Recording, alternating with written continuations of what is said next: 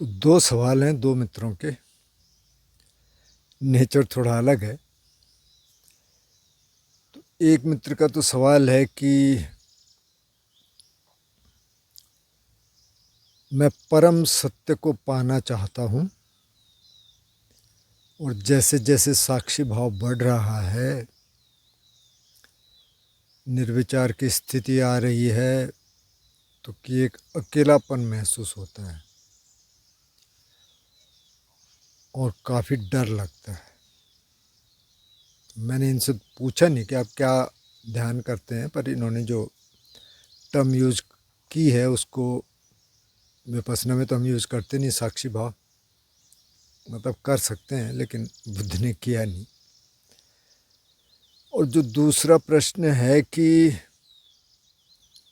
वो कह रहे हैं कि क्या जो धन दौलत रुपया पैसा मिलता है, क्या पिछले कर्मों का फल है या हमारी हार्ड वर्किंग है और क्लेवरनेस है दुनिया में कि हमें पैसा मिलता है, और कि इसका क्या फ़ायदा कि सारी दुनिया सारी ज़िंदगी कोई कमाता रहता है और जमा करता रहता है, तो उसका क्या यूज है कि उसने तो मर जाना है, मतलब ये तो यहीं रह जाएगा।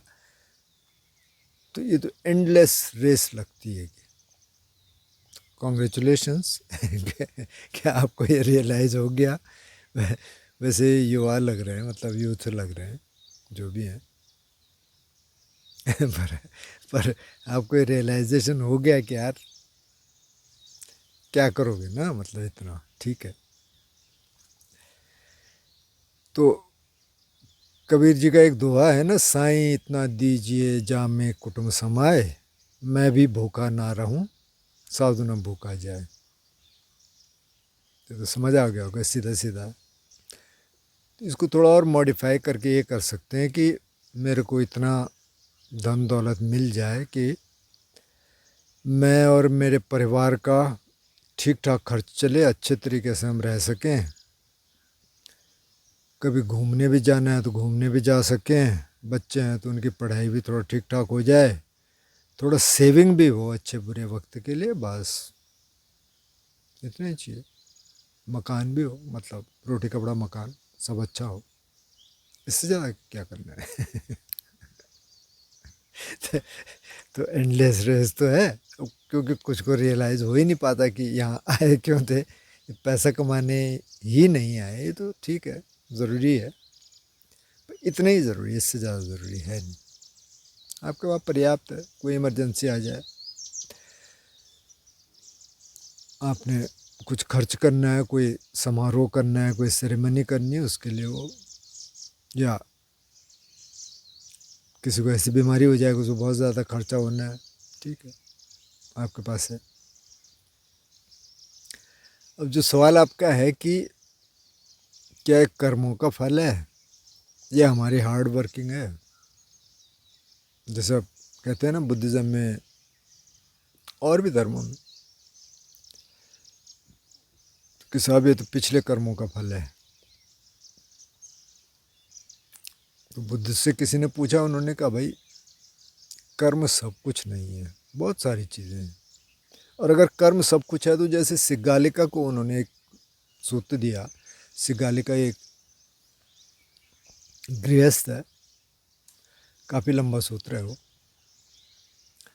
कि वो आदमी जो कहता है कि अभी तो बहुत गर्मी है यार, अभी तो काम होगा नहीं, या अभी तो सर्दी है अभी काम होगा नहीं, या बहुत सुबह है अभी तो कहाँ जाएंगे काम करने, या रात हो गई शाम हो गई, मतलब अभी छोड़ दो, अभी बरसात हो गई, अभी तो पसीना आ रहा, अभी तो ठंड लग रही, वो कुछ कर नहीं पाता।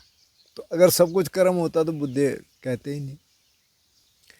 तो जो कर्म है, माना चलो कर्म को ऐसे देख लेते हैं, किसी को धन दौलत मिल जाती है अपने माँ बाप से, बहुतों को मिलती है। और एक एक व्यक्ति, एक मेरा दोस्त है, टैक्सी चलाता है, तो वो मेरे से कह रहा था, मतलब उसने ठीक ठाक कर लिया अपना, घर वर सही बना दिया, कि जब मेरे पिताजी मरे ना, तो कि उसके कुछ दिन बाद एक बंदा आया कि यार इस नाम का कौन आदमी है, कि मैंने उससे पूछा क्या हुआ, कि उन्होंने लोन ले रखा था, अब ये रिकवरी आने वाली है, इसमें जमीन जायदाद की कुड़की हो जाएगी जो उनकी पुश्तैनी रही होगी।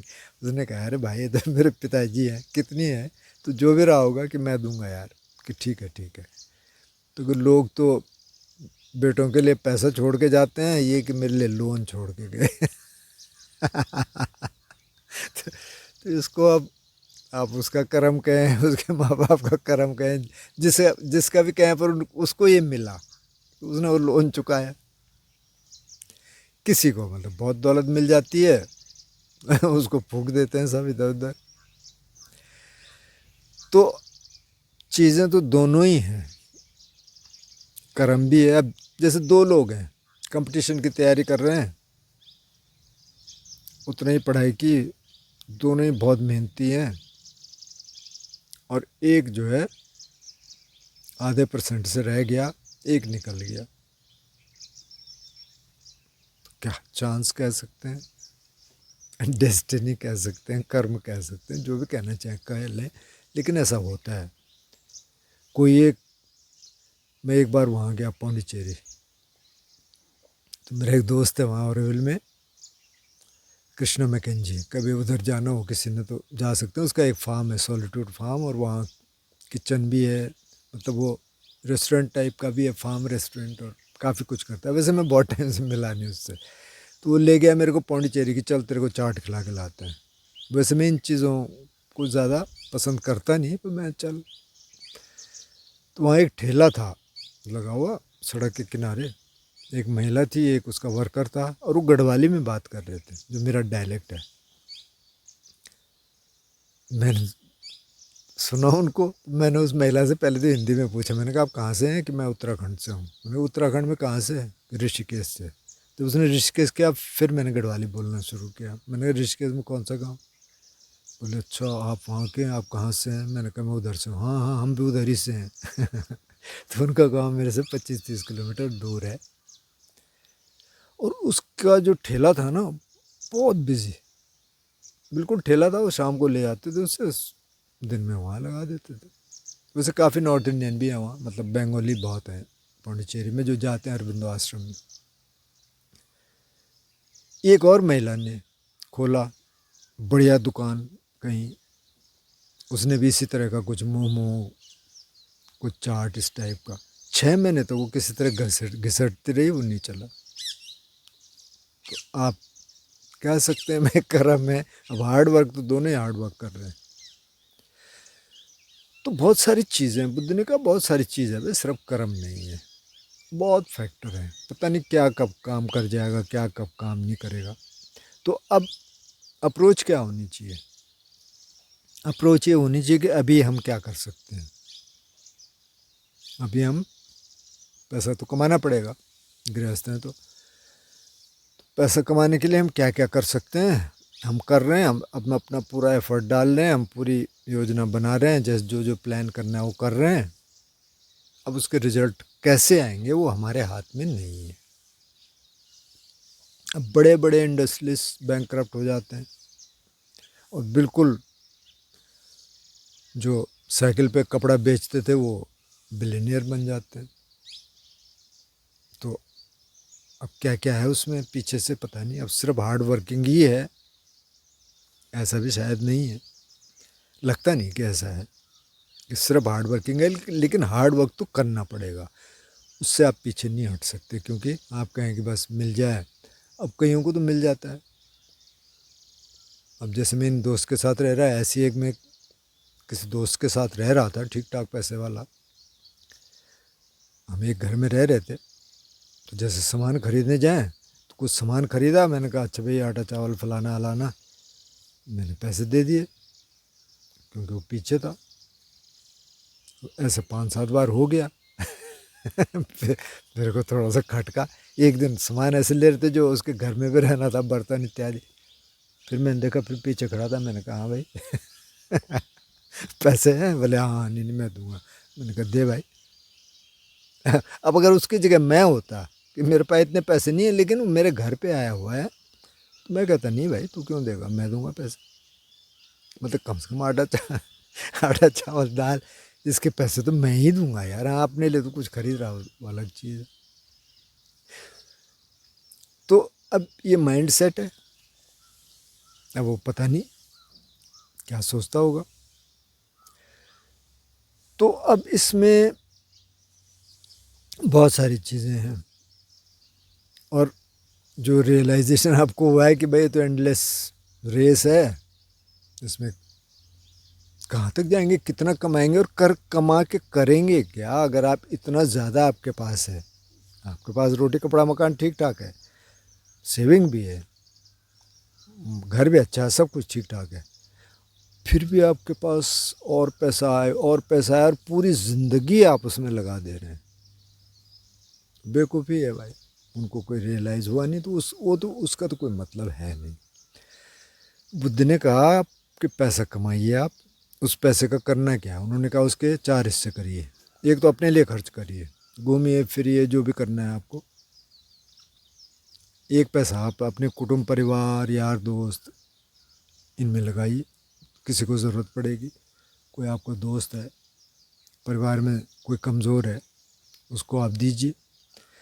तीसरा हिस्सा आप चैरिटी को दीजिए, आप भिक्षुओं को दीजिए, आप मेंडिकेंट्स को दीजिए, जो धर्म की बात सिखा रहा है उसको दीजिए। धर्म का मतलब जो जीने की बात सिखा रहा है, शील समाधि प्रज्ञा की बात सिखा रहा है, वो उसको धर्म बोलते थे। ये ऑर्गेनाइज्ड रिलीजन की बात नहीं हो रही, उस समय तो खैर वैसे थे भी नहीं। उसको दीजिए एक हिस्सा। चौथा, सेविंग रखिए, अच्छे वक्त के लिए, बुरे वक्त के लिए ख़ास तौर पे, ताकि आपके पास रहे। ठीक है भाई, फ्लड आ गया, बह गया, आग ने जला दिया, कुछ और हो गया।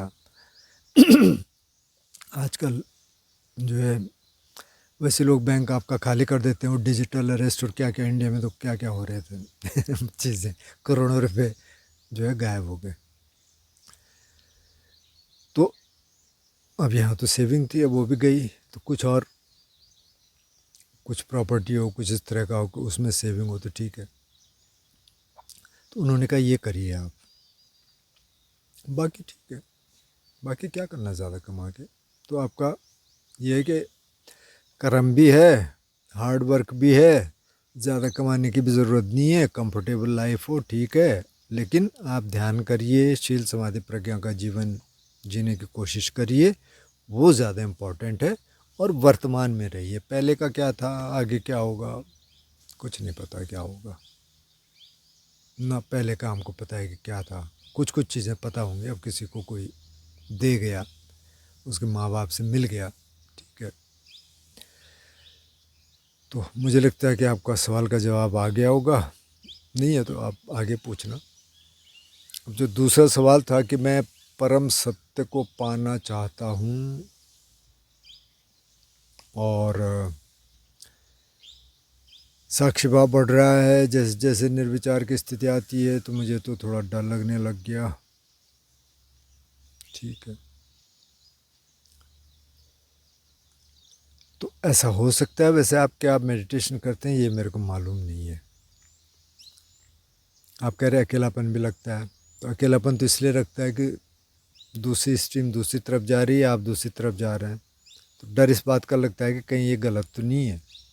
एक तो ये होता है, ये शक आते हैं कई बार कि यार ये रास्ता सही है क्या, मैं चल रहा हूँ, सब तो उधर कर रहे हैं। लोग बोल भी रहे होंगे आपको, बेवकूफ़ है, क्या करता है, कहाँ बैठा रहता है अगर आप उनके सामने कह देंगे साक्षी भाव, उन्हें क्या क्या, क्या होता है साक्षी भाव अपना खा कमा, क्या कर रहा है ये तब उससे उससे कई बार इरिटेशन भी होती है, जब तक आप इस्टेब्लिश ना हो जाएं ठीक ठाक, और जब तक आपका ये डाउट ख़त्म ना हो जाए कि भाई इस रेट रेस में मेरे को नहीं जानना है, मेरे को अपने रोटी कपड़ा मकान तो चाहिए, जितना मेरे को ज़रूरत है उतना चाहिए, बाकी मेरे को नहीं चाहिए, तब तक अकेलापन भी रहेगा।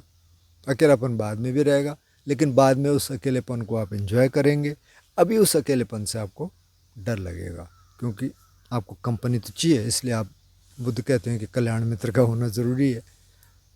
कहाँ कल्याण मित्र ढूंढेंगे, मतलब आजकल आप ऐसे ऑनलाइन तो ढूंढ सकते हैं, पर उससे ऐसी बात तो कर नहीं सकते आसपास जो रहे।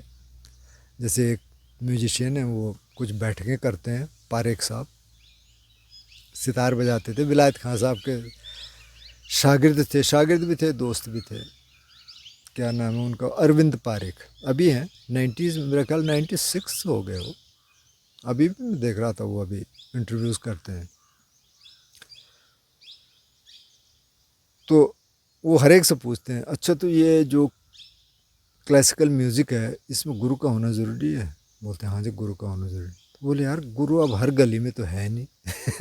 मतलब चलो चलो, मुंबई में तो मिल भी जाएंगे। अब यहाँ आप संगीत का गुरु ढूंढ रहे हैं माना बड़वा में। कहाँ ढूंढेंगे? परसों हम इधर लांगा गए तो वहाँ मैंने बताया था किसी वीडियो में, एक ओशो सन्यासी से मिले, उनका आश्रम है वहाँ। तो म्यूज़िक की बात हो रही थी, वो भी संगीत वाले हैं। तो बोले यार देहरादून में तो गुरुकुल है। मैंने कहा सर देहरादून में है ना, यहाँ थोड़ी है, यहाँ से कहाँ जाएंगे देहरादून? देहरादून बहुत दूर है, और किस किस को सिखाएंगे देहरादून में? एक गुरुकुल होगा तब देहरादून में तो बहुत लोग हैं, तो कहाँ सीखेंगे मतलब? ऐसे गुरु कहाँ ढूंढेंगे? तो ऐसे कल्याण मित्र कहाँ ढूंढेंगे? तो आपको कई बार अकेले रहना पड़ेगा। आजकल इंटरनेट है, इस पे आप बना सकते हैं अपने कल्याण मित्र, सवाल पूछ सकते हैं जैसे आपने पूछा, और भी बहुत सारे प्लेटफॉर्म्स हैं।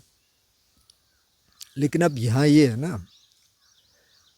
पहले तो आप ये देखिए, यहाँ आप धम्म विचय करिए, मीमांसा जो है ना, एनालाइज करिए कि डर काहे से लग रहा है भाई, किससे डर लग रहा है मेरे को? इसका डर तो नहीं है कि यार मेरी ज़िंदगी कैसे चलेगी, पैसे नहीं है। इसका डर तो नहीं है कि यार लोग क्या कहेंगे। इसका डर तो नहीं है कि रास्ता सही है कि नहीं। उसकी विवेचना करिए पहले, देखिए डर कहाँ से आ रहा है। जो आप कह रहे हैं ना, अकेलापन, तो ठीक है, समझ आ रही बात, क्योंकि और कोई होगा ही नहीं तो अकेलापन लगेगा। लेकिन ये डर कहाँ से आ रहा है, वो विवेचना करिए। फिर देखिए, जो आप अकेलापन की बात कर रहे हैं कि मेरे को अकेलापन लगता है, तो उस अकेलापन को यूज करिए ध्यान में। अब आप साधना क्या कर रहे हैं मेरे को नहीं मालूम, तो अगर कुछ और कर रहे हैं तो आप ध्यान ये वाला करना शुरू करिए, विपස්සना। ये बहुत सेफ है, पूरी गाइडेंस है इसमें, बुद्ध पूरी बात बताते हैं। सुनना शुरू कर दीजिए कुछ सूत्र, आजकल काफ़ी मसाला है यूट्यूब पे, और भी जगह है वेबसाइट्स पे। और उसको एनालाइज करिए कि अकेलापन महसूस हो रहा है, देखिए क्या हो रहा है, क्या क्या होता है अकेलापन, क्या चाह रहे हैं आप? मतलब मन से पूछिए क्या चाहता है भाई, क्या करना है? भीड़ इकट्ठी करनी है, लोगों को बुलाना है, क्या होगा लोगों को बुला के? विवेचना करिए, विवेचना करिए, और उससे कई बार आंसर मिल जाते हैं, क्योंकि फिर आप छटाई करने लग जाते हैं। जैसे मैं यहाँ बैठा हूँ, वैसे मैं अक्सर इससे दूर बैठता हूँ उधर, ताकि पीछे पहाड़ दिखे। अभी वैसे थोड़ा हेज है, कल परसों से दिख नहीं रहे खास तौर पे, लेकिन मैं भी इधर बैठा हूँ क्योंकि उधर कुछ लोग चारा पत्ती काट रहे थे वहाँ जंगल में, मैं इधर आ गया। तो अब मैं यहाँ बैठा हूँ और मेरे को अच्छा नहीं लग रहा है, तो आप एनालाइज करिए क्या अच्छा नहीं लग रहा है। क्या है, लोग हैं इसलिए अच्छा नहीं लग रहा, या झाड़ियाँ हैं इसलिए अच्छा नहीं लग रहा, जंगल है इसलिए अच्छा नहीं लग रहा, क्या नहीं लग रहा? तो फिर और चीज़ों को आप इधर उधर करते रहेंगे, मतलब जंगल नहीं, नहीं इसके कारण तो नहीं, झाड़ियाँ नहीं इसके कारण तो नहीं, नहीं इसके कारण तो नहीं, उस पर आ जाएंगे फिर, जो कि कारण होगा। और कई बार दिमाग कारण बना देता है, होता नहीं है। तो आप उसकी विवेचना करिए, ध्यान करते रहिए, सवाल पूछ लीजिए। जो आप निर्विचार की स्थिति कह रहे हैं, तो वो तो अब जो बुद्धिस्ट पाथ है, जो बुद्ध की शिक्षा है, उसमें तो ये अब निर्विचार की स्थिति तो पहली समाधि में होने लगती है थोड़ी बहुत, तो उसमें भी विचार रहते हैं, लेकिन कम होने लग जाते हैं। दूसरी में विचार खत्म होते हैं, दूसरी समाधि में। तो कई बार जब समाधि लगती है तो तब भी डर लगता है, क्योंकि पता नहीं रहता हमें कि ये है क्या ये। तो वो भी देख लीजिए कि ऐसा क्या हो रहा है क्या। तो अब बताइए, आप बताना कि क्या हो रहा है, कैसे हो रहा है, क्या करते हो, कैसा ध्यान करते हो, साक्षी भाव से आपका क्या मतलब है, ये बताना, और फिर उस पर और बात कर सकते हैं।